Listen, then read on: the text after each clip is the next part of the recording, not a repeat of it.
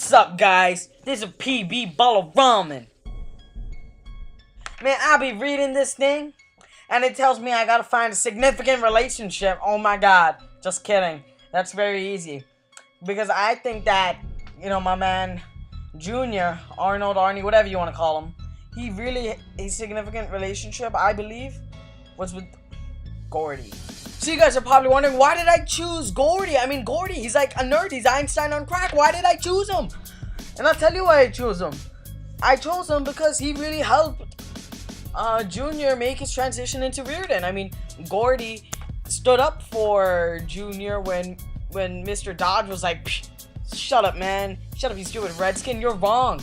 Petrified wood is wood. It's not rock. He stood up for him. And then he helps him become literate. Then Gordy, he just keeps helping him.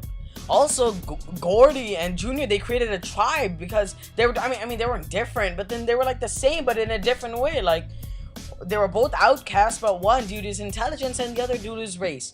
And also,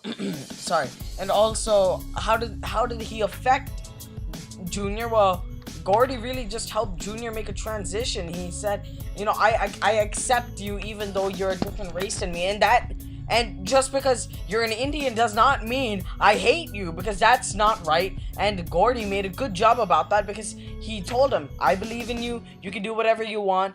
You can't get held back by some BS what white people tell you, like what Mr. P was doing. He wasn't doing that like that. So Gordy just really helped him make a change, and that affected Junior, because it gave him a positive outlook on life, especially after he came to Reardon, and that helped him do things like make the basketball team, beat Rowdy because he had that chip on his shoulder, and it also helped him make friends, and be with the popular kid. That's why I thought the significant character in this book was Gordy. Man, so you want to know what I learned about reservation life? I'll tell you. I learned that reservation life is really hard, and I do not want to go through it.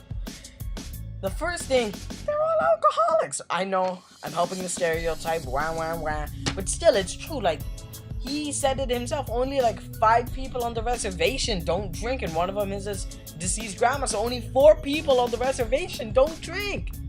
That's horrible. And they had no future planned out for them. I know, they're pretty much just living up their stereotype.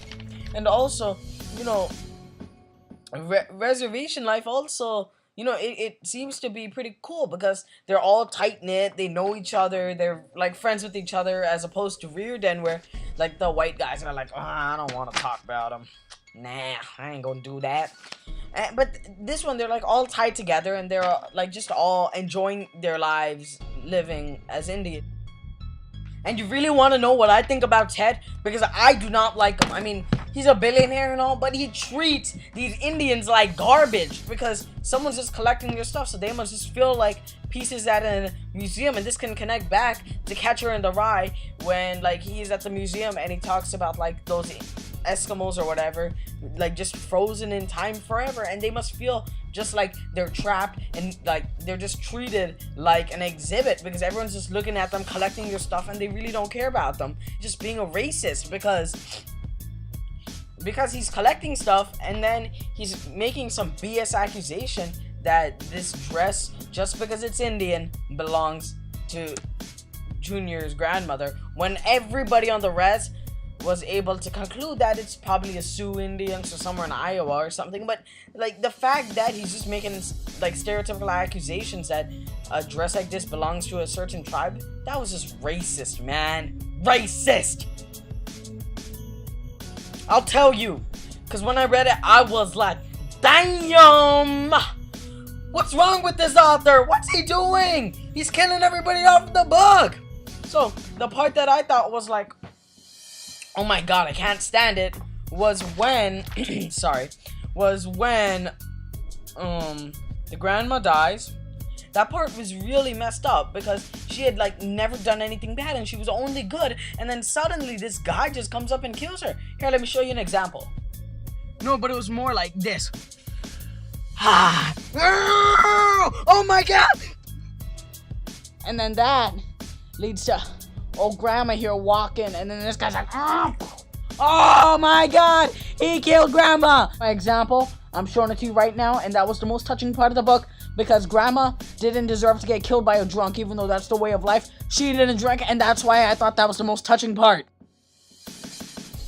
I'm gonna compare this to House on Mango Street. I thought this could kind of compare to House on Mango Street because they're both short stories, but the difference is House on Mango Street was pretty much its own individual story connected by a larger theme, while this is like tiny stories, but they're connected to each other to make a giant plot. And I thought, and that's why I like this book a lot more than House on Mango Street, because it was a lot easier to understand because it was all like just a plot, and then there was an overall theme again, but that one was more like individual with the overall theme, and that was just very confusing to me. Compare it to Catcher in the Rye again. PTI wins, so PTI obviously wins the book of the year for me. and I thought this book was just a lot better than Catcher, because this book, it had a plot, and it kind of had like a similar one where two guys, they have a hard upbringing, but then in the end they're just trying to make their life better. But then this one, the plot is a lot easier to understand. PB Balaraman signing out.